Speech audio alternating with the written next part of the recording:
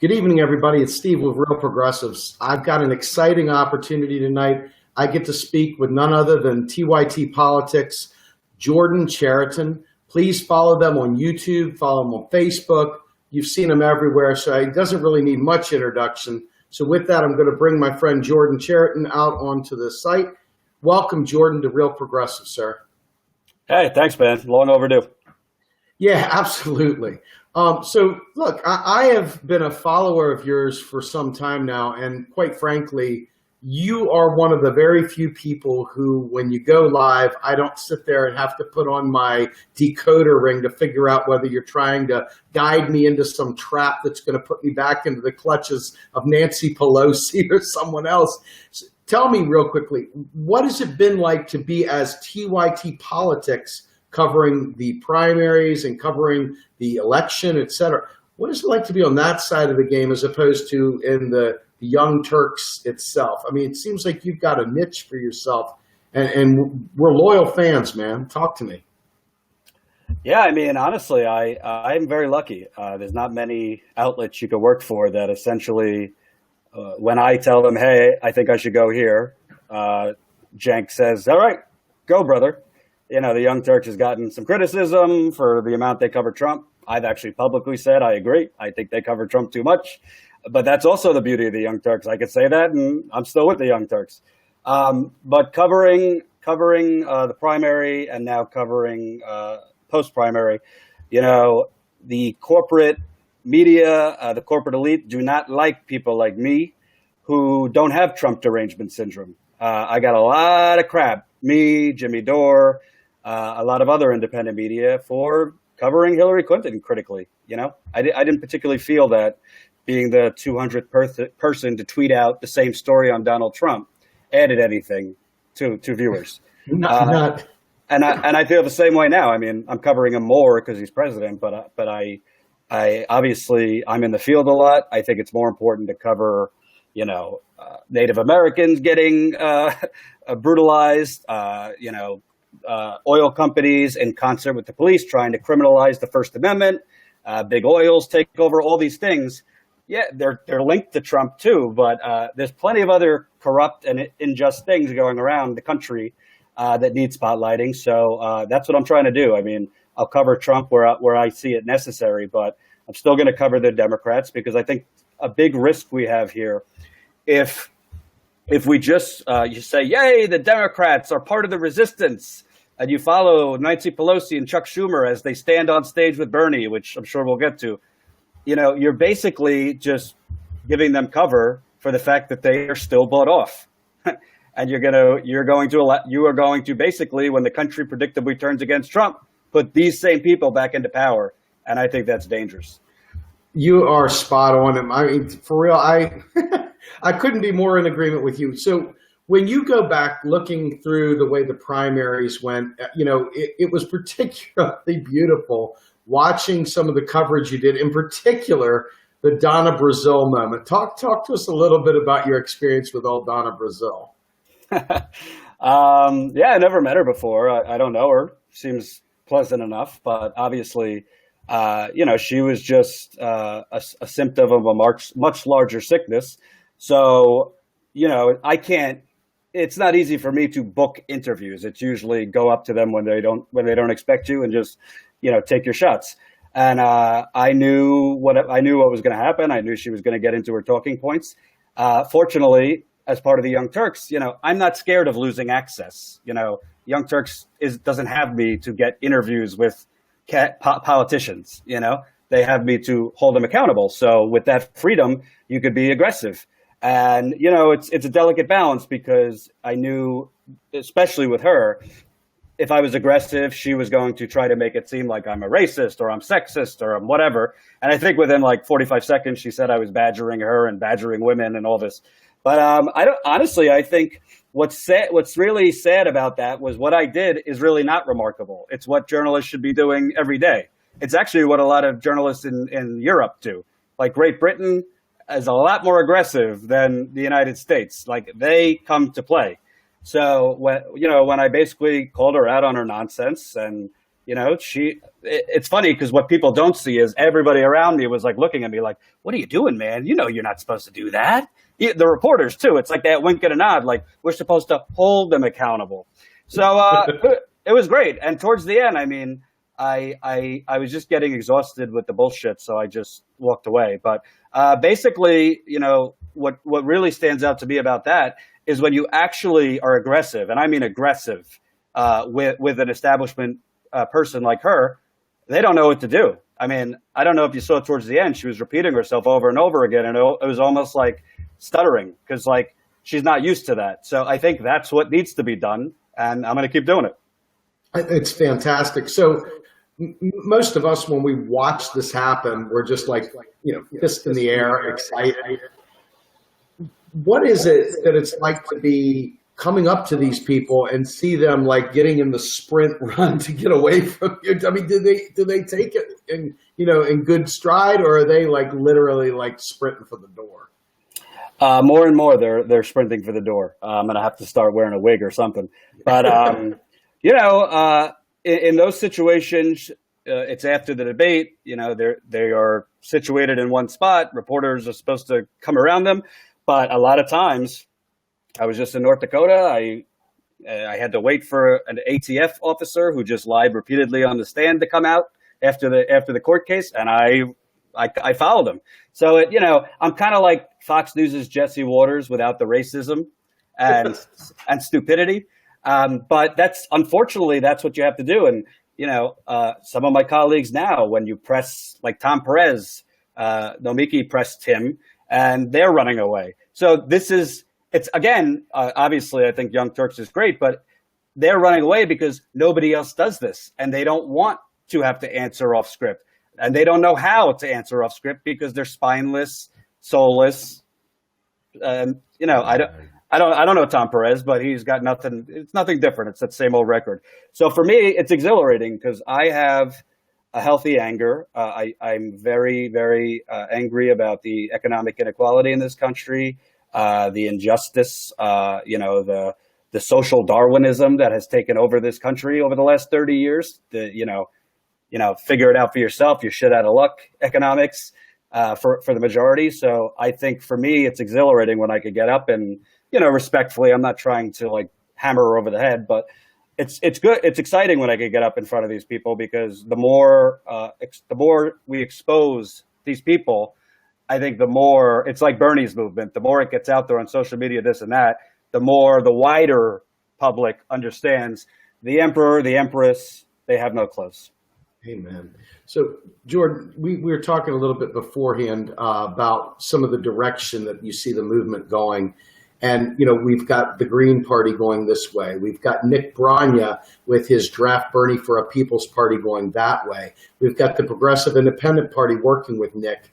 Then we've got now the Justice Democrats, and we've got Our Revolution, and we've got a lot of splinter groups going all over. And you even raised the point that Democratic Socialists of America have seen their membership rise significantly. What do you see as the future of this movement? Is it possible to heal the divides, or is it something that Bernie was a true uniter, and really at the end of the day we're the People's Front of Judea and the Judean People's Front? I mean, do you see a unity here, or is it just being blown away by the MSM? Where is it going? Well, before I get into like what's the right way, I think I see a troubling thing that I actually started seeing when Bernie officially was out. That I think a lot of Bernie supporters, as well as me, I think had a whole process. It was obviously undemocratic, corrupt. I think it kind of bleeded over into like if your friend or the media person you follow has a different take than you or want to go a different way, it's almost like very polarizing and very like no, you're a sellout. And I think it's dangerous when the progressive movement starts to get into this like groupthink territory where we all, if you don't agree with me, you're out. You're a sellout. You're establishment. I've seen a lot of that, even towards me, and I'm one of the least establishment people I know. So that's one thing. I think everybody needs to kind of take a chill pill and say, I don't think there's one uniform right way. what the best way that I think has the best chance to win, unfortunately, is not the Green Party. It's not because I disagree with the Green Party's policies. I don't.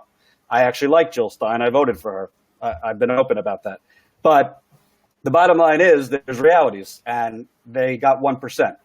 I don't mean to, demoralize them, but 1% is a long way from being a real threat. And I think there's a lot of reasons they got 1%.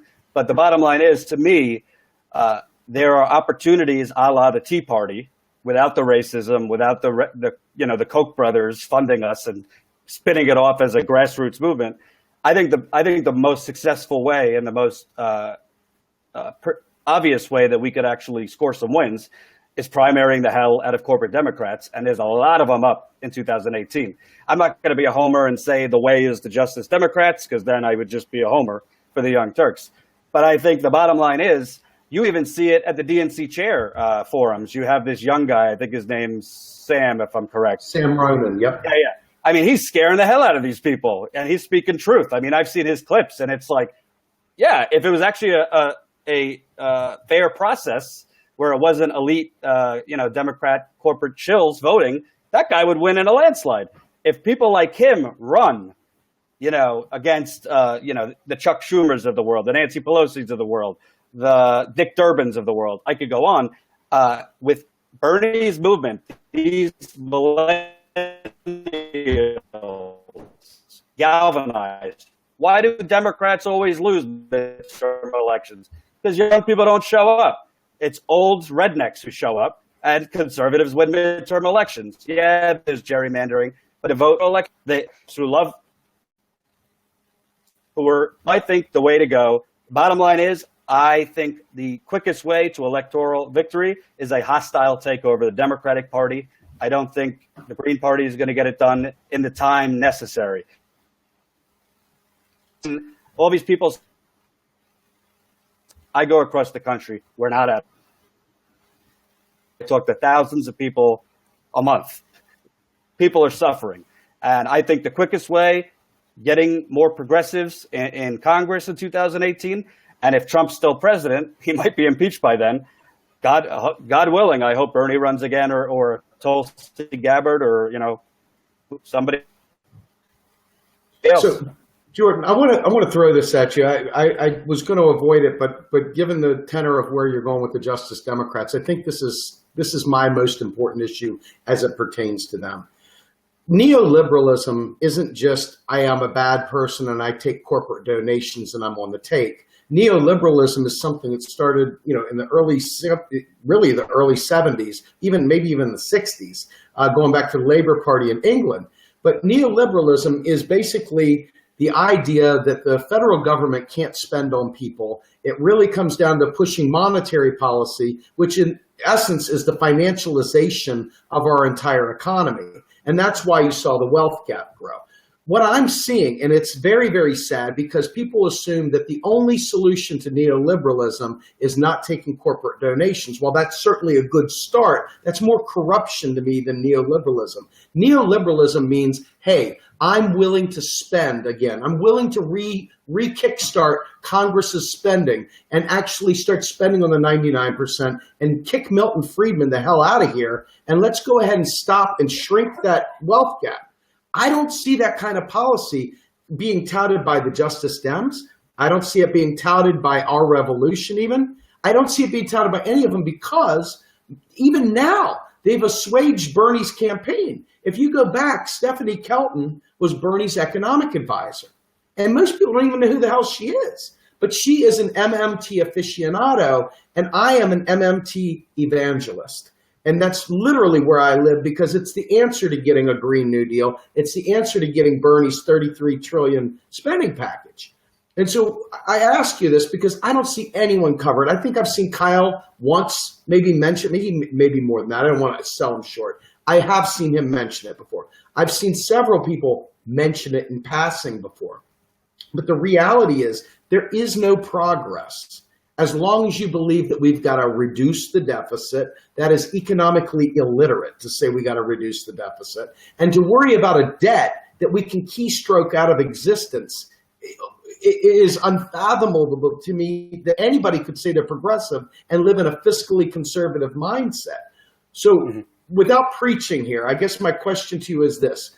What do you see as the separator outside of just, we're not going to go ahead and take corporate donations? How do you evangelize the actual platform that Bernie ran on so that people understand it? Because right now, I'm telling you, I get to preach to a couple hundred people a night, and then it gets shared and so forth. I don't think that we're going to end up having progressives get elected that think they're really, really doing great things, but they're still living a neoliberal lifestyle. That's my greatest concern, all the way across the board. Couple things. Number one, you believe it or not believe it, what the Justice Democrat platform. I've literally home beat over the last 6 months for Singlepayer. I haven't read their no. In general, knowing Cenk, I mean, having spent a lot of time with him, I know he's for all the things you just spoke about. So again, I don't know their platform, like, I'm not that literate on it, but I know that really what he's looking at is we need to win. Focus on, the purity test if we want, but we got to get progressives in. Now, some of those progressives might not be as progressive as you or me, but when you're looking at those progressives first, let's say Schumer, or let's say Pelosi, or let's say John Lewis, who I say is a hero, but I criticize otherwise, and I get shit on. Maxine Waters. I mean, I could go on and on. I think the problem is people want like the whole loaf, and we have to take better than what we have now. Now, does that mean incrementalism? No, because I think knowing Cenk, knowing Kyle, knowing what they actually stand for. I mean, Cenk. If you said to him, I want $1 trillion on infrastructure tomorrow, he'd be there. If you said to him, I want $1 trillion on, direct quantitative easing into these inner cities that Donald Trump likes to talk about, I've never really heard him. I can't speak that about justice, because obviously, I'm promoting it simply about his to get the Seattle City Council progressives in office, and to me, it's primary these corrupt Democrats. We have already seen game is played. Speaking about off camera, bless him. After that election, he should have came out and said, I told you so, and galvanized his movement against these same Democrats. That's where he made a mistake. We need progressives that will do that, because there's plenty of actual progressives that will come and vote 2 years from now in November and put progressives in Congress. Okay, I can buy that. So real quick, while I'm talking, just do me a favor and reseat your headphones real quick, because we're getting a break or two in your, like right at the jack. There you go. Thank you very much, man. I appreciate it. All right. So I appreciate your answer. Basically what you're saying is perfect is the enemy of good. And you're basically saying, hey, we need to get some people in there that are like in the zip code as us to even make any progress. And I hear you, because if we want to be 100% pure, we'll be kicking and screaming for the next 30 years while they continue destroying the country. That's just the truth. Get people in office, and if they are not progressive as we want, we will. But I would gladly take a lot of these progressives I'm seeing over any of these establishment Democrats any day of the week. I don't care if they're progressive, Green Party, a marshmallow. I don't just instinctual. I know these people will actually come in and fight. Okay. So talk to me a little bit. Speaking of fighting, you've been in Standing Rock a lot, and we've got an incredible amount of footage from you out there, and you've been a hero to us, quite frankly. Talk to our people here about your time in Standing Rock and what's going on today. I just left yesterday. It was my 7th time there. And, Standing Rock is not just an environmental story, and it's not just an indigenous rights story. It's kind of got the whole mixed bowl of everything. You got Native American rights being trampled on, which is nothing new. These oil pipelines really poisoning our water and our land. You've got corruption. You won't hear the mainstream media talking. Trump is literally invested in this pipeline. Can you imagine if it was President Clinton? She was invested in Dakota Access Pipeline and rammed it through. We'd be out on the streets. But nobody is talking about the fact that Trump has shares in 2 of the parent companies of this pipeline. So does Rick Perry, his energy secretary, who we just elevated. He was on the board of this pipeline. So credit to Trump. He's not trying to hide his corruption at all in the pipeline. And why I think this story is so important, putting under the second largest water source breaks. It's not if, it's when it breaks. You're talking 18 to 20 million people whose water is going to be contaminated. Also, a greedy oil company and Trump can make the pro-pipeline people, these trolls who come after me.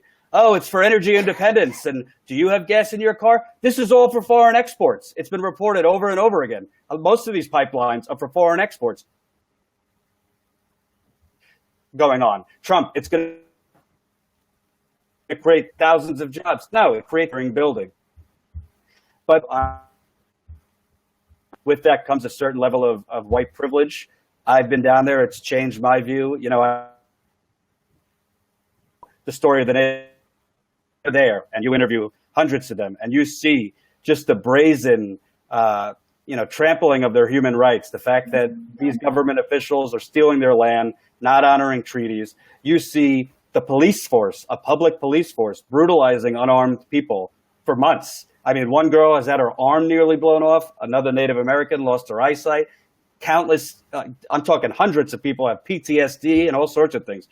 Tear gas, pepper spray, rubber bullets, all this stuff shot at you. And the victims, which are the water protectors, are charged with felonies. All of this is happening in America. Well, I got news for you. All these folks talked about, oh, you're normalizing Trump. We can't normalize Trump. Well, don't normalize,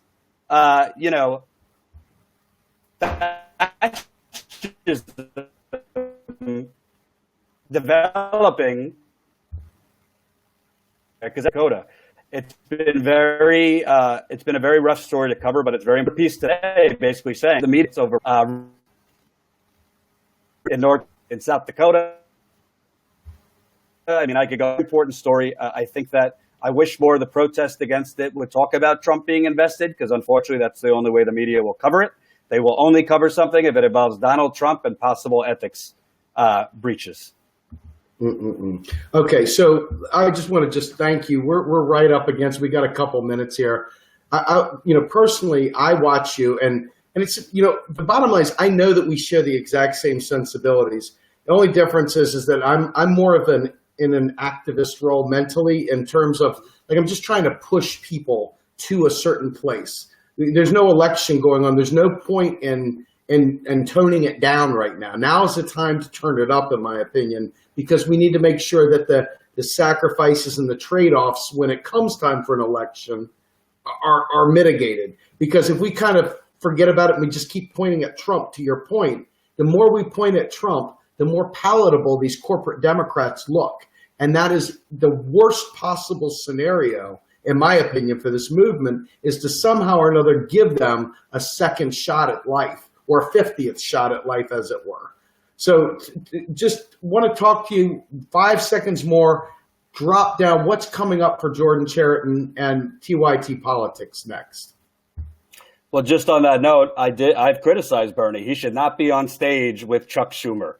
He should not. In that case, I am pure. I do not accept. Chuck Schumer is everything wrong with politics in America, and someone like Bernie should not be legitimate anything with him. People probably don't even know there's another lead poisoning that went on here. It's the new Flint, but it might actually be worse. This is a low-income Latino and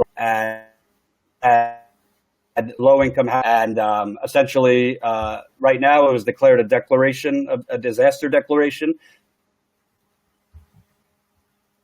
So I'm here to cover working with